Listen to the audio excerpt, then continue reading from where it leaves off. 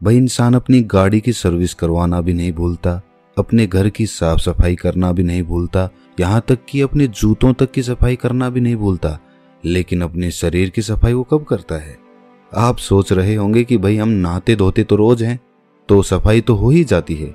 मैं बाहर की सफाई की बात नहीं कर रहा, मैं भीतर की सफाई की बात कर रहा हूँ, पेट की सफाई की बात कर रहा हूँ। भाई वाघ भट्ट जी ने आयुर्वेदा में लिखा है कि 99% बीमारियां पेट से पैदा होती हैं। चलिए पहले ये समझ लेते हैं कि हमारे पेट से बीमारियां पैदा कैसे होती हैं, और तभी हम समझ पाएंगे कि फिर उस पेट को साफ कैसे करना है। आपको ऐसे बहुत सारे लोग दिखेंगे जो अपनी बीमारियों के कारण दुखी रहते हैं, डॉक्टरों के पास घूमते रहते हैं, किसी वैद्य के पास जाते रहते हैं, और फिर उनका जीवन दवाइयों के सहारे चलने लगता है। और ये भी हकीकत है कि उन दवाइयों से उन्हें कुछ देर के लिए तो आराम हो जाता है, लेकिन उस बीमारी की जड़ कभी नहीं जाती। और जैसे ही वो दवाई लेना छोड़ते हैं तो दर्द फिर से उनको परेशान करने लग जाता है। भाई कितने ही लोग आपने देखे होंगे, और वास्तविकता में तो आपके परिवार में भी ऐसे लोग होंगे। किसी के हाथ में दर्द होता है, किसी के घुटनों में दर्द होता है, किसी के पैर में दर्द होता है, और किसी के डायबिटीज है, किसी का लीवर खराब है, किसी को पथरी है। लेकिन समझने की बात यह है कि जिस तरह एक बीज से एक पेड़ बनता है, उसी तरह हमारे पेट में जमा गंदगी से ही इन सारी बीमारियों का जन्म होता है। भाई ये तो हम सभी जानते हैं कि फलों और कच्ची सब्जियों को पचने में तकरीबन 2 से 3 घंटे लगते हैं। वहीं पर अगर हम अनाज की बात करें, जैसे गेहूं या फिर कोई और अनाज, तो उसको पचने में 5 से 6 घंटे लगते हैं। लेकिन अगर हम बात करें मांस या मछली या फिर नॉन वेज की, तो उसको पचने में 15 से 20 घंटे लग जाते हैं। अब जो हम खाते हैं वो किस तरह गंदगी के रूप में हमारे शरीर में जमा हो जाता है, ये बड़े ध्यान से समझना। ये समझोगे तभी ये समझ पाओगे कि उस गंदगी को बाहर कैसे निकालना है। इससे मैं आपको आसान तरीके से एक उदाहरण के माध्यम से समझाता हूँ। मान लीजिए कि आप अपनी गाड़ी लेकर अपने घर से जाते हैं। रास्ते में गाड़ी सड़क पर चलती है, और कुछ दूर सड़क पर चलने के बाद सामने कीचड़ आ जाता है। अब जब कीचड़ में से गाड़ी होकर निकलेगी तो उसके टायर पे भी कीचड़ लगेगा, उसका टायर गंदा होगा। अब वो कीचड़ कुछ दूर बाद खत्म हो गया और आप फिर से सड़क पर आ गए। अब फिर से जब गाड़ी सड़क पर चलने लगेगी तो हो सकता है उसका कीचड़ हट जाए, लेकिन वो कीचड़ पूरी तरह से साफ नहीं होता, वो ऊपर ऊपर से साफ हो जाएगा। आप किसी चीज से साफ करेंगे तो भी वो ऊपर से ही साफ होगा, क्योंकि टायर पर जब हम देखते हैं तो उसमें लेयर्स बनी होती हैं, उसमें एक स्पेस बना होता है, एक जगह बनी होती है, और उसमें मिट्टी फंसी रहती है, कीचड़ भी उसी में फंसा रहता है। तो ऊपर से साफ करने पर वो ऊपर ऊपर से साफ होता है। उस टायर को पूरी तरह से साफ करने के लिए आपको तेज प्रेशर से उस पर पानी डालना होगा, तब उस बीच वाले स्पेस से वो मिट्टी निकल कर बाहर आएगी। लेकिन अगर हम हाई प्रेशर से उस पर पानी नहीं मारते हैं तो वो मिट्टी सालों सालों तक उसमें फंसी रहती है और टायर यूं ही चलता रहता है।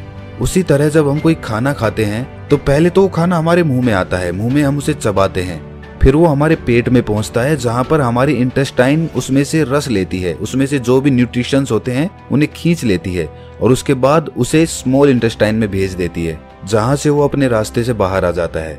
लेकिन हर प्रकार के खाने को पचने में अलग अलग समय लगता है, ये तो हमने सीख लिया, अभी पीछे बताया था। तो इससे पहले कि वो खाना पच पाता, हमारे इंटेस्टाइन उसमें से जरूरी न्यूट्रिएंट्स निकाल पाती, उससे पहले ही हम कुछ और खा लेते हैं। अब वो भी तो जाएगा, अब वो खाना जो हमने अभी खाया है वो भी इसी रास्ते से वहीं पर पहुंचेगा।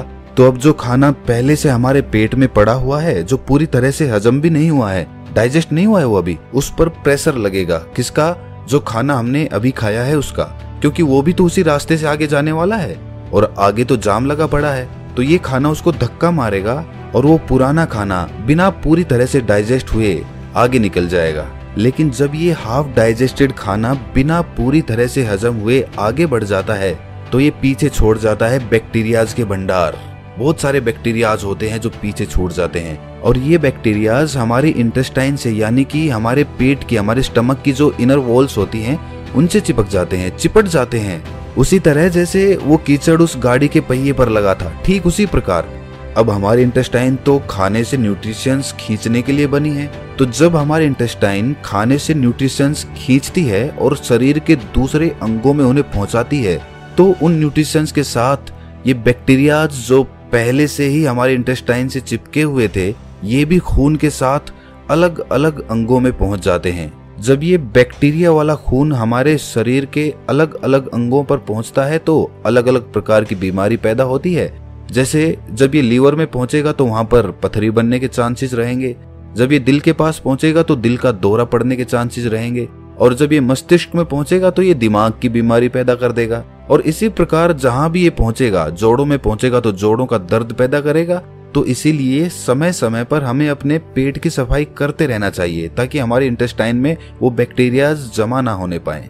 चलिए मैं आपसे पूछता हूँ कि घर की सफाई करने के लिए सबसे पहला स्टेप क्या होता है? भाई कॉमन सेंस की बात है कि अगर हमें अपने कमरे की सफाई करनी है तो हमें कमरे को खाली करना होगा।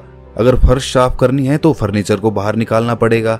उसी तरह से हमें भी अपने पेट की सफाई करने के लिए ऐसे ही शुरुआत करनी चाहिए। अगर हम अपनी पूरी बॉडी को डिटॉक्स करना चाहते हैं तो सबसे पहले तो हमें अपने पेट को साफ करना होगा, जहां से सारी बॉडी में बैक्टीरिया सप्लाई हो रहे हैं। तो इसका सबसे अच्छा, सबसे पहला और सबसे आसान तरीका है व्रत करना, फास्टिंग करना चालू करिए।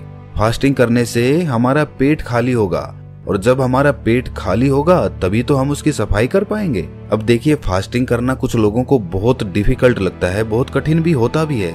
जो लोग फास्टिंग कर सकते हैं वो फास्टिंग करें, हफ्ते में किसी दिन कर लें या महीने में कर लें। और फास्टिंग करें तो पानी, जूस या फिर कोई फल इत्यादि ही खाएं, क्योंकि तभी तो वो फास्टिंग होगी। और जिन लोगों को ये कठिन लगता है कि भाई वो भूखे नहीं रह सकते, फलों से उनका पेट नहीं भरता है, तो ऐसे लोग हल्का खाना खा सकते हैं, जैसे खिचड़ी खा ली। जब आप इस तरह का कोई व्रत करते हैं तो जाहिर सी बात है आपका पेट तो खाली ही रहेगा, और जब आपकी बॉडी को विटामिन या फिर न्यूट्रिएंट्स चाहिए होंगे तो वो आपके इंटेस्टाइन के पास इंफॉर्मेशन भेजेंगे कि भाई आगे न्यूट्रिशंस की जरूरत है, सप्लाई चाहिए, हमें जल्दी से दो। और इंटेस्टाइन के पास तो कुछ है ही नहीं, वो देगा क्या?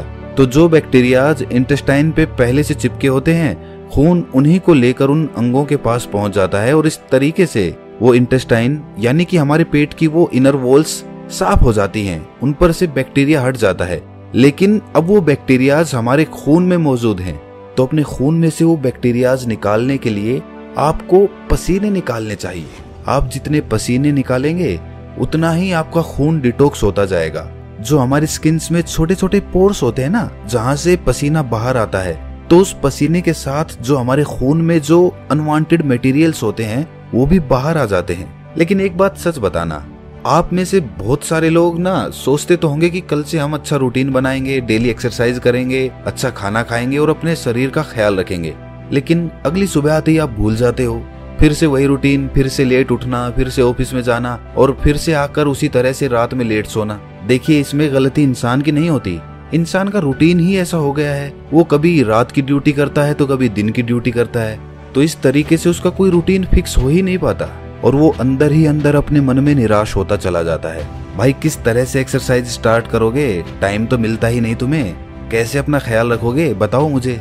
तो दोस्त, इसके लिए विकल्प होते हैं। अगर तुम ध्यान से सोचोगे, दिमाग लगाओगे, तो तुम्हें ऐसे तरीके मिल जाएंगे।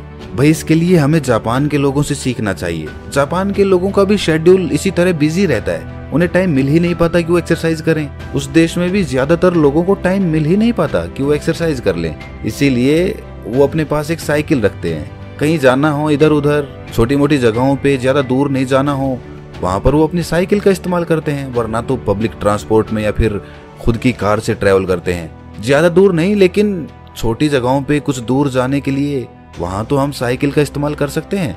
इससे हमारी थाइज में जो पेल्विक मसल्स होती है ना, उन पे बहुत अच्छा काम होता है। साथ में हमारा पसीना भी निकलता है, तो उससे हमारी बॉडी भी डिटॉक्स हो जाती है, और इसके साथ ही कोई पोल्यूशन भी नहीं होता, प्रदूषण से भी हम बचे रह जाते हैं। अगर साइकिलिंग करने में इंटरेस्टेड नहीं हो तो फिर डांस कर लो या फिर रनिंग कर लो, जिस तरीके से भी हो, बस अपने शरीर से पसीना निकालो ताकि आपके जो पोर्स है ना स्किन के, वो एकदम क्लियर हो जाए। होता है उनको जल्दी पकाने के लिए या फिर उन पर कोई रोग ना लग जाए, इसलिए उन पर दवाइयों का छिड़काव किया जाता है। और जब हम उन फल और सब्जियों को खाते हैं तो वो पेस्टिसाइड्स हमारे अंदर, हमारी बॉडी में एंटर कर जाते हैं। तो उन पेस्टिसाइड्स की वजह से हमारे अंदर बहुत सारे बैक्टीरियाज पैदा होते हैं, जिनसे बहुत सारी बीमारियां पैदा होती है। और सबसे बड़ी बीमारी जो उससे पैदा होती है वो होती है कॉन्स्टिपेशन की।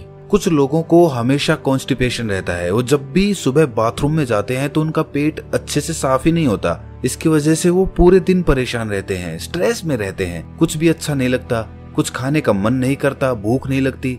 तो उन लोगों के लिए त्रिफला चूर्ण सबसे अच्छी औषधि मानी जाती है। त्रिफला के नाम से ही पता चलता है कि ये 3 फलों से मिलकर बना होता है। आंवला और हरड़ त्रिफला चूर्ण के मेन कंपोनेंट्स होते हैं। आंवला में विटामिन सी होता है, फाइबर होता है, और वहीं पर हरड़ एक बहुत अच्छा एंटीबैक्टीरियल होता है। जिस दिन आप सुबह सुबह नींबू पानी नहीं पीने वाले, उस दिन आप त्रिफला चूर्ण का सेवन करें। 1 छोटी चम्मच अच्छे से गुनगुने पानी में मिलाकर पी जाओ। उसके बाद देखना क्या कमाल होता है, खाना अच्छे से डाइजेस्ट होगा। सुबह पेट इतने अच्छे से खाली होगा कि पूरा दिन हल्का हल्का महसूस करोगे। और इसे भी रोज लेने की जरूरत नहीं है भाई। एक हफ्ता आपने नींबू का पानी ले लिया, फिर किसी दूसरे हफ्ते आपने त्रिफला चूर्ण का सेवन कर लिया। इस तरह अल्टरनेट तरीके से इनका इस्तेमाल करना है। कहीं पता चले कि आप नींबू पानी भी पी रहे हैं और साथ में त्रिफला चूर्ण का भी सेवन कर रहे हैं। ऐसा मत करना। अच्छा, एक राज की बात बताता हूँ। जो लोग अल्कोहल ज्यादा पीते हैं ना, उसकी वजह से उनकी बॉडी में एसिडिटी बढ़ जाती है। तो ये जो त्रिफला चूर्ण है, ये उस अल्कोहल के इफेक्ट को भी बहुत कम कर देता है। अच्छा देखिए, अगर आप पहले से कोई और दवाई ले रहे हैं तो त्रिफला चूर्ण को अवॉइड करना या फिर अपने डॉक्टर से कंसल्ट करके तभी लेना। अच्छा, एक और बहुत अच्छा तरीका होता है बॉडी को डिटॉक्स करने का, और वो है कि खाने से पहले फ्रूट्स या फिर सैलेड खा लो अच्छे से पेट भर के। उससे क्या होता है कि फलों में और सलाद में ना फाइबर होते हैं बहुत अच्छी मात्रा में। जब वो फाइबर हमारी बॉडी में पहुंचते हैं तो वो ल्यूब्रिकेशन पैदा करते हैं, जिस ल्यूब्रिकेशन की वजह से जो हम खाना खाते हैं वो कहीं पर अटकता नहीं है, वो आसानी से नीचे चला जाता है। और खाना कभी भी पूरा पेट भर के मत खाना। खाना हमेशा 80% के लगभग ही खाना चाहिए। 20% जगह पेट में खाली रहनी चाहिए। ये सारे तरीके आपकी बॉडी को पूरी तरह से डिटॉक्स कर देंगे। इनमें से कुछ तरीके थोड़े आसान हैं तो कुछ तरीके थोड़े कठिन हैं। आप अपनी सुविधा के अनुसार कोई भी तरीका अपना सकते हैं, लेकिन ये सारे तरीके बॉडी को डिटॉक्स करने के लिए हैं। माइंड को डिटॉक्स करने के लिए कुछ अलग तरीके होते हैं। अगर इस वीडियो में हम डिस्कस करेंगे तो ये वीडियो बहुत लंबी हो जाएगी, लेकिन आप ये जान लीजिए कि जितना जरूरी बॉडी को डिटॉक्स करना है, उससे कहीं ज्यादा जरूरी माइंड को डिटॉक्स करना होता है। क्योंकि हमारे माइंड में ना बहुत सारा स्ट्रेस है, बहुत एंजाइटी है, बहुत सारे डर है, फियर है, ईर्ष्या है, जलन है, द्वेष है, पता नहीं किस किस तरह के इमोशंस हमारे दिमाग के अंदर भरे पड़े हैं, जो कभी खाली ही नहीं होते, जो वहीं पर अटके रह जाते हैं और हमें हमेशा परेशान करते रहते हैं, नई नई बीमारियों को पैदा करते रहते हैं। उससे मानसिक बीमारियां बहुत सारी पैदा होती हैं। डिप्रेशन हो जाता है, हमेशा दुखी रहना, खोया खोया रहना, समाज से कटके रहना, किसी से मिलना जुलना नहीं, कॉन्फिडेंस कम हो जाना, अपने एक्सप्रेशन दूसरों के सामने एक्सप्रेस ना कर पाना, ये सारी प्रॉब्लम्स माइंड डिटॉक्स